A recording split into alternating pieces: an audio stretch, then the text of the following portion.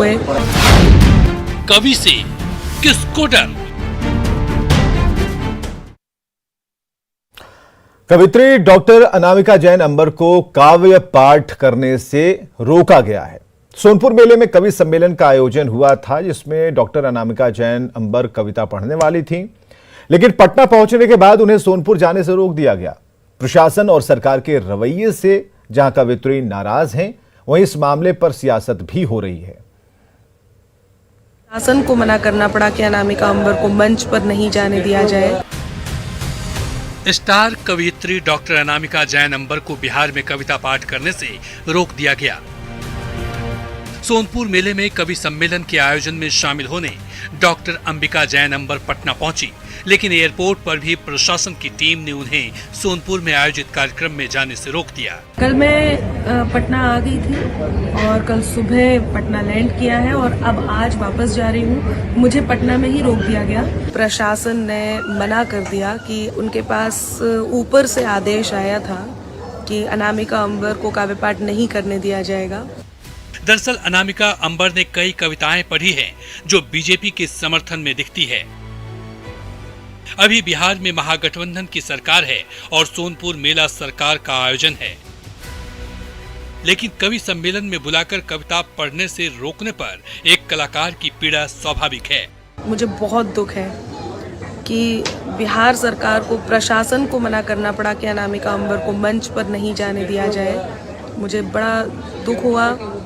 मैं बहुत निराश हूँ। यहाँ से जाते हुए बिना काव्य पाठ किए हुए पहली बार मुझे यहाँ से वापस जाना पड़ रहा है। एक साहित्यकार, एक कलमकार को कविता पढ़ने से रोका जाए, और अगर ऐसा प्रशासन ने किया है तो कवियों को सबको निंदा करनी चाहिए।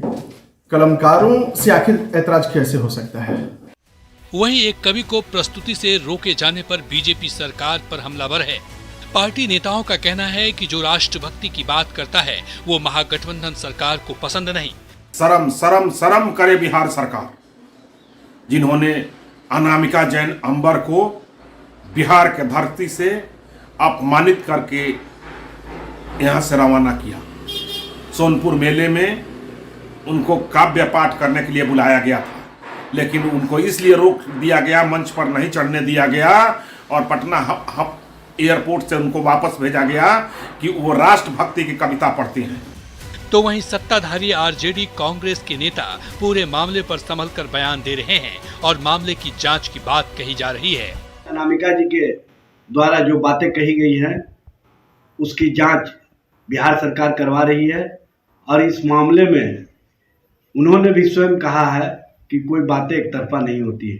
अगर किसी तरह की बातें हैं तो वो स्पष्ट रूप से सामने आ जाएगा। कवियों की कलम पहले सत्ता से सवाल पूछने के लिए उठती थी, पर आज की परिपाटी में कुछ कवियों की कलम सिर्फ और सिर्फ सत्ता की चारणी में उठती है।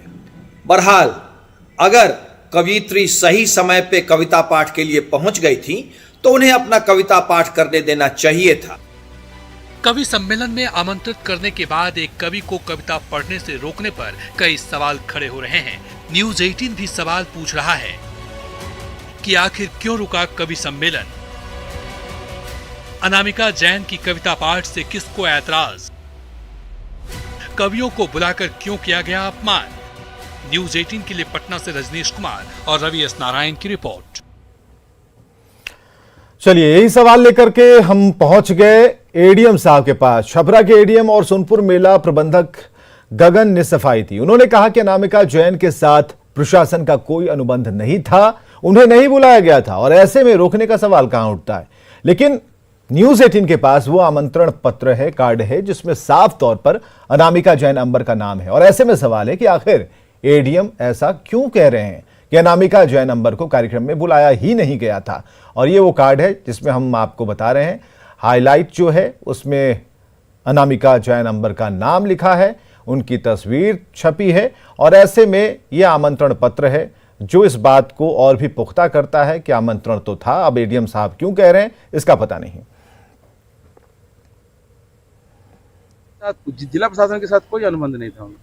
कोई आमंत्रण हम लोगों ने नहीं दिया। तो ऐसे जो आरोप लगा रहे हैं कि अब लीजिए, फिर आरोप की बात आप कर रहे हैं तो वो उनसे पूछिए, वो उनका बिंदु है, मेरा बिंदु नहीं है। हमने तो स्पष्ट कर दिया कि हम लोग का कोई उनके साथ सोशल मीडिया पर कहा कि एडीएम साहब ने कहा कि सरकार की प्रेस है इसलिए आपको नहीं है। अब उन्होंने कहा है तो उनसे पूछिए कि एडीएम कौन किस एडीएम ने कहा और कैसे कहा, ये तो मुझे नहीं मालूम।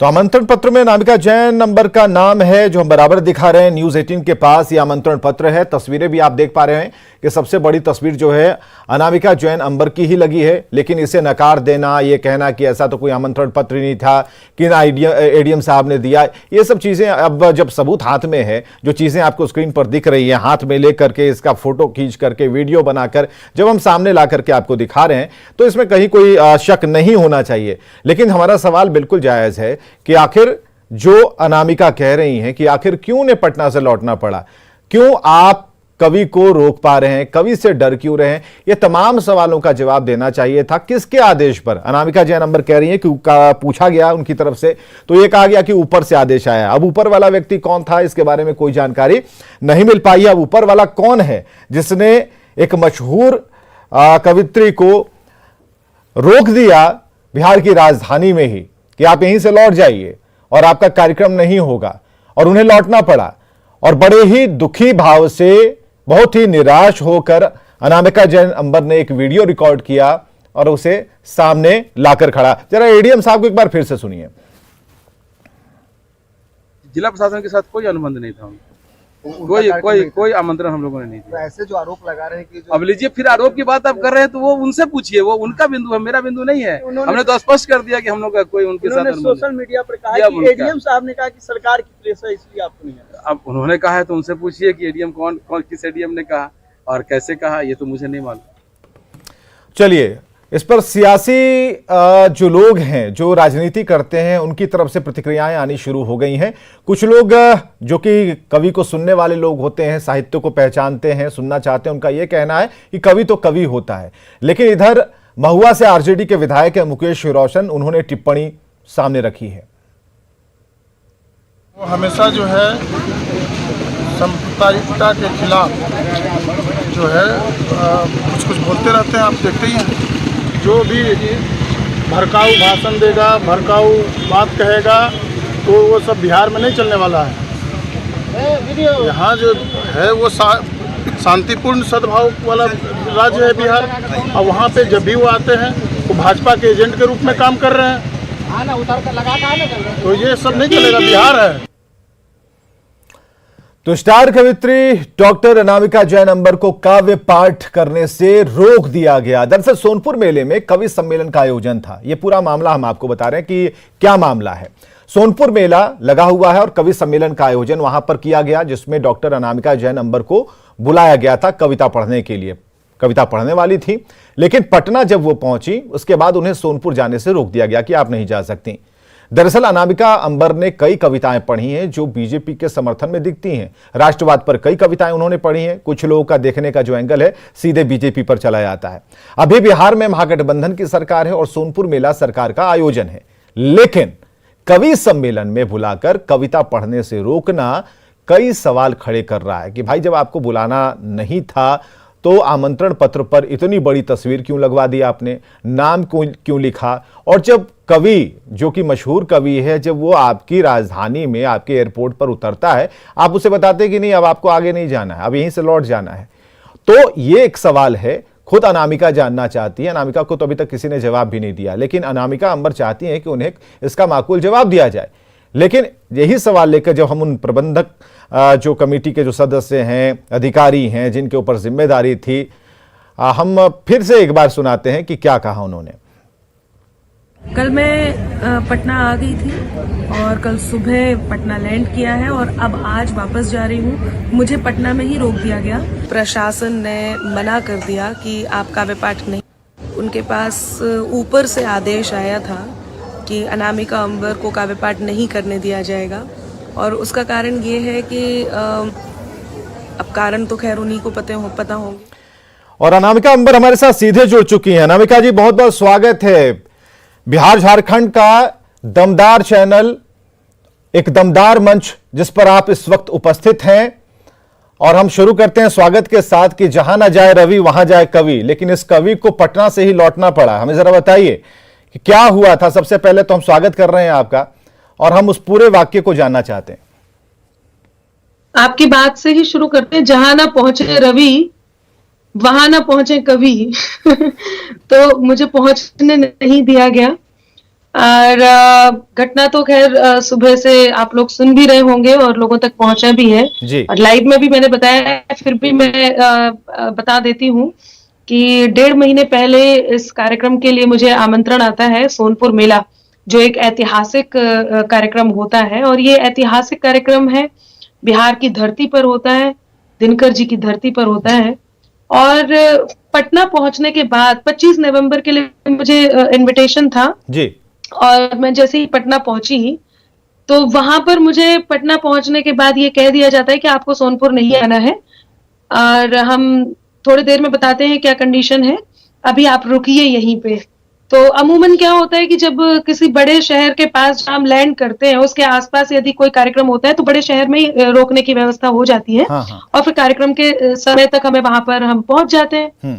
तो मुझे पहले तो यही लगा कि ऐसे ही होने वाला है, लेकिन जब उन्होंने कहा कि अनामिका अंबर कविता नहीं पढ़ेंगी तो ये थोड़ा सा शॉकिंग था और मुझे ये समझ में भी नहीं आया। फिर उनसे जब तर्क मांगा, कारण मांगा, तो उन्होंने कहा ऊपर से प्रेशर है कि आपको काव्य पाठ नहीं करने दिया जाए, आपको मंच पर नहीं चढ़ने दिया जाए। ये असहनीय भी था और दुखद भी था और अपमानजनक भी था। हमारे साथ एक मंच, एक बहुत बड़ा मंच है, जैसा कि आप कह रही हैं कि एक बहुत बड़ा मंच है और सही बड़ी बात है कि देश के जाने माने जो कलाकार हैं वहां परफॉर्म करते हैं और सबकी चाहत होती है कि हम सोनपुर मेला एक बार जरूर पहुंचे। तो हमें जरा ये बताइए कि जितने तैयारी के साथ आप आई थी, वहां पर परफॉर्म नहीं करने दिया गया, रोक दिया गया, कहा कि यहीं से आप चले जाइए, तो हम सरकार को भी ये कहना चाह रहे हैं कि जो कलाकार हैं उन्हें मौका अगर आप नहीं देंगे तो कैसे आप बात कर रहे हैं कि कला संस्कृति को हम बढ़ा पाएंगे। कलाकार दूसरे प्रदेशों से आ रहे हैं, अन्य जगहों से आ रहे हैं, परफॉर्म करने आ रहे हैं, आपके बुलावे पर आ रहे हैं, आपके आमंत्रण पर आ रहे हैं, फोटो आप चिपकाते हैं, नाम लिखते हैं, उसके बावजूद आप कहते हैं कि नहीं आप लौट जाइए। आपको कुछ कारण समझ में आ रहा है? आपकी बात सुन के मैं इतनी भावुक हो रही हूँ। यकीन मानिए मैंने कभी नहीं सोचा था कि कभी ऐसा भी होगा कि यदि हम किसी सच बात को लिखेंगे, सच्ची बात के बारे में बात करेंगे तो हमें रोक दिया जाएगा। बाकी ऐसा तो कुछ था नहीं कि मैं किसी बहुत सारे ऐसे हथियार लेकर पहुंच रही हूँ कि जाकर के मैं वहां योद्धा बन के युद्ध करना प्रारंभ कर दूंगी। किस बात का डर था? सिर्फ यही कि मैं अपनी कविताओं में सच्चाई पढ़ती हूँ, देशभक्ति की बात करती हूँ, राष्ट्रभक्ति की बात करती हूँ, सच की बात करती हूँ। और इन कारणों के कारण मतलब इससे ज्यादा दुखद और क्या होगा, एक कलाकार को उसके मंच से वंचित किया जाए। मेरे वो श्रोता जिनको ईश्वर के बाद, जिनको सबसे ज्यादा यदि मैं किसी को मानती हूँ तो मेरे श्रोताओं को, मेरे उन प्रशंसकों को जो हजारों की तादाद में मेरा इंतजार कर रहे थे, यकीन मानिए मैं तब भी मैंने कुछ नहीं बोला और मैंने कुछ नहीं बोलने के बारे में भी सोचा। क्योंकि जब एडीएम साहब ने बहुत मजबूरी बताई कि भाई उनके ऊपर प्रेशर है, उन्हें भी खेद है इस बात का और बहुत दुखद है, मैंने तब मान लिया था, मुझे कुछ भी नहीं कहना था। मैंने कहा ठीक है, मैं इस बात को समझती हूँ, क्योंकि संवेदनाओं को हम जीते हैं, संवेदनाओं को लिखते हैं, उन्हीं संवेदनाओं को पहुंचाने के लिए मैं वहां पहुंची थी और उस धरती पर पहुंची थी जो दिनकर जी की धरती है, उस धरती पर पहुंची थी जहां से बड़े बड़े महापुरुष इस पूरे विश्व को मिले हैं। मैं उस धरती पर पहुंची थी तो इतना मेरा भी कर्तव्य था, मैंने भी इस बात को कह दिया, स्वीकार कर लिया। मैंने कहा ठीक है, आपके साथ मजबूरी है, आपको प्रेशर है, तो मैं और ज्यादा नहीं परेशान करूंगी। हमारे कवियों ने एक रास्ता निकालने का प्रयास किया कि चलो हम प्रशासन से बात करते हैं और उनसे बोलेंगे कि आपको किस किस बात, कौन कौन सी ऐसी बात है जिसको आपको नहीं टच करना है, मतलब पॉलिटिकल इश्यूज को हम अपनी कविताओं में नहीं रखेंगे। हमने एक रास्ता निकालने की कोशिश भी की, यकीन मानिए हमने अपनी तरफ से पूरा प्रयास किया, लेकिन मुझे नहीं पता कि क्या कारण रहे कि उनको किस बात का इतना डर लग गया। वही मैंने अपने प्रश्न में भी पूछा, ऐसा क्या कारण रहा, किस बात से ऐसा डर लगा, या क्या ऐसा कारण रहा कि आपने मंच पे ही जाने से मना कर दिया। मेरे कवियों ने मेरे अपमान को अपना अपमान समझते हुए, पूरे काव्य जगत का अपमान समझते हुए, इनफैक्ट मैं ये कहूंगी कि इस समय पूरे देश भर के कवि इस बात पर रोष जता रहे हैं और ये मेरे लिए बहुत हर्ष का विषय है कि कम से कम लोग मेरे साथ हैं, मेरे सम्मान के साथ हैं, मेरे प्रशंसक मेरे साथ हैं। मेरे कवियों ने इस बात का सम्मान रखा और उस मंच का बहिष्कार किया। मैं तब तक कुछ नहीं बोली, लेकिन बुरा तब लगा जब सुबह अलग अलग कारण दिए जाते हैं, क्योंकि श्रोताओं को जवाब देना था ना। जब श्रोताओं के बीच उनका पसंदीदा कलाकार नहीं पहुंचेगा तो कुछ ना कुछ तो प्रश्न श्रोता करेंगे ना। हजारों के श्रोता जो वहां सिर्फ बिहार के नहीं थे, बिहार के आसपास के भी थे, पटना के आसपास के, बल्कि बिहार के आसपास जितने भी क्षेत्र लगते हैं वहां से भी लोग पहुंचे थे। उन सबको उत्तर देना था। तो ये कह दिया कि पहले तो ये कह दिया कि कभी पहुंचे ही नहीं, और जब वो सिद्ध नहीं कर पाए कि कभी नहीं पहुंचे, क्योंकि पटना में और भी जगहों पर मुझे आमंत्रण था तो मैं वहां पे भी गई थी। जी। इतना समय था कि भाई अब पटना रुक रहे हैं तो उन लोगों के पास भी और प्रशंसक भी मिलने आए थे, एयरपोर्ट पे भी प्रशंसक थे, दिल्ली एयरपोर्ट से पटना एयरपोर्ट तक थे। तो जब वो ये सिद्ध नहीं कर पाए कि हम लोग नहीं पहुंचे तो उन्होंने ये कह दिया कि कभी तो पहुंचे, लेकिन अनामिका नहीं पहुंची। अनामिका ने मना कर दिया कि वो नहीं पढ़ेंगे। आप बताइए, मेरे इतने पूरे आज तक के रिकॉर्ड में, अब तक मैंने काव्य पाठ किया है, अब तक कहीं पर भी ऐसा कुछ हुआ हो कि आयोजक को ये कहना पड़ा हो कोई बहुत बड़ी मजबूरी है, तबीयत ऐसी है कि आप जा ही नहीं पा रहे हैं, आप कहीं फंस गए हैं, किसी संसाधन के कारण नहीं पहुंच पा रहे, संसाधन वहां नहीं है जाने का, तो एक अलग बात है। बाकी ऐसा भी कभी नहीं हुआ। तो किसी आयोजक ने कभी भी ऐसा कहा हो, आयोजक 1 मिनट में जब कोई कलाकार नहीं पहुंचता है तो उसके लिए 1 मिनट में तलब कर लेते हैं कि ये क्यों नहीं पहुंचा। तो ये कह दिया कि अनामिका नहीं पहुंची, थोड़ी देर बाद ये कह दिया कि हमने तो उन्हें मतलब एक के बाद एक कई बातें कही गई। चैनल ने, घबराइए मत अनामिका जी, घबराइए मत। मैंने पहले ही कहा कि ये बिहार झारखंड का सबसे दमदार चैनल है, और यहाँ पर न एडीएम आते हैं, न कोई कलेक्टर साहब आते हैं, यहाँ कोई रुकावट नहीं होती, और इससे बड़ा मंच कोई नहीं है। लेकिन मैं कहना चाह रहा हूँ आपसे, देखिए वो आए, वो सुने। हाँ बिल्कुल, और सुन रहे हैं, मैं आपको बता रहा हूँ। मैं बिल्कुल, मैं रोक रही हूँ। हाँ, मैं कह रही हूँ कि वो आए, वो सुने, वो समझे इस बात को कि उन्होंने कहाँ जाकर के अपमान किया और किस बात का अपमान किया। आपने कलाकार का अपमान किया। मैं कोई अपना घोषणा करके तो नहीं गई थी ना, मैंने कोई अनाउंसमेंट नहीं किया था कि मैं जाकर के इसे घेरने वाली हूँ, उसे घेरने वाली हूँ। ऐसा क्या हुआ? आपने मुझे कविता पढ़ने तो ठीक है ना, जो हमारे सामने कवित्री बैठी हैं अनामिका अंबर, उनका जवाब कविता में होना चाहिए। हम चाहेंगे अनामिका, जो उस मंच पर आपने नहीं पढ़ा, नहीं सुनाया, जो तैयारी आपकी थी, जो आपकी मशहूर कविताएं हैं, इस मंच पर आप बोल डालिए, कह डालिए। और सोनपुर क्या, जितने जिले हैं बिहार में, सभी जगह एक साथ ये प्रसारित हो रहे हैं, ये लाइव है। आप जरूर शुरू करें आप। देखिए मैं एक बात आपको बताऊं कि जो मशहूर कविताएं हैं वो तो आप सबने सुनी ही है, और मेरे श्रोता जानते हैं कि उन्होंने मुझसे क्या सुना है। लेकिन जो मैंने विशेष रूप से बिहार के लिए, बिहार की धरती के लिए, उस वंदनीय धरती के लिए, उस पावन भूमि के लिए, जो विशेष रूप से मैं उपहार स्वरूप अपने शब्दों का उपहार लेकर के गई थी, उस उपहार को उस धरती को समर्पित करने से रोका गया। और वो उपहार क्या था, वो आपके चैनल से मैं उस धरती को समर्पित करती हूँ। बिल्कुल, शुरू कीजिए। सुनिएगा कि नालंदा के ज्ञान दीप ने कितने मानस शुद्ध दिए, नालंदा के ज्ञान दीप ने कितने मानस शुद्ध दिए, विश्व विजेता के पथ जिसके बेटों ने अवरुद्ध दिए, माटी पारस जैसी इसकी मगध कहो या वैशाली, माटी पारस जैसी इसकी मगध कहो या वैशाली, हमें बिहारी धरती ने ही महावीर और बुद्ध दिए, हमें बिहारी धरती ने ही महावीर और बुद्ध दिए। लेकिन जो बुरा लगा, मैंने पिछले दिनों एक गीत पढ़ा और उस गीत को जनता ने मुहर लगा करके उस गीत को सत्य साबित कर, मुझे लगा, मैंने जो देखा जो प्रशंसनीय था, क्योंकि दर्पण कहते हैं कवि को। आपने शुरुआत की थी जहां ना पहुंचे रवि वहां पहुंचे कवि, मैं कहती हूँ दर्पण कहते हैं इस कवियों को। तो वो दर्पण अच्छा चेहरा अच्छा दिखाता है, घृणित चेहरा घृणित दिखाता है। वो दर्पण आपको दस्ती, उस दर्पण को ये मजबूर ना किया जाए कि वो अच्छे चेहरे को भी घृणित दिखाए। बिल्कुल, उसके दाग को वो यदि नहीं देख रहा है, वो उसको सुंदर चेहरा दिख रहा है, नहीं उसमें दाग है नहीं, यदि नहीं दिख रहे हैं, और या या ज्यादा उसको सुंदरता दिख रहा है तो वो दर्पण वही बोलेगा। और मेरी इस बात को सिद्ध किया जनता ने उस गीत पर मोहर लगाकर। तब तुम थे वो जो शोर मचाते सिर्फ विरोधी साज बने, तुम थे वो जो शोर मचाते सिर्फ विरोधी साज बने, हमने दिल में दर्पण रखा जनता की आवाज बने, हमने दिल में दर्पण रखा जनता की आवाज बने।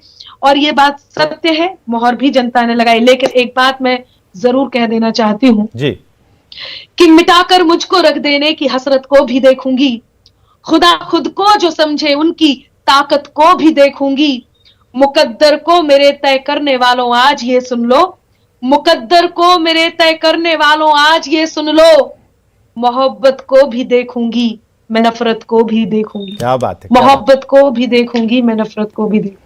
बहुत धन्यवाद। हाँ अनामिका, बहुत सारा कुछ सुनना है। मैं तो कहूँ कि वो जो मंच जो तैयारी की थी आपने, और मेरा ध्यान बिल्कुल अभी उसी पर है जहां से आपने शुरू किया, नालंदा से आपने। बिल्कुल मैं हाँ, नालंदा से आपने शुरू किया। हमारे मुख्यमंत्री, हमारे बिहार के मुख्यमंत्री भी वहीं से आते हैं, नालंदा से ही। अरे वाह। हाँ तो देखिए, आपको सुनने सुनाने के लिए मैं आपसे अनुरोध करूंगी कि हम फिर किसी और दिन इस मौके को ढूंढ लेंगे। बिल्कुल बिल्कुल। अभी तो आपके मन में जो प्रश्न है वो आप पूछिए। बिल्कुल, प्रश्न जो थे उसका उत्तर आपने पहले ही दे दिया है, लेकिन ये अधिकार किसे दिया?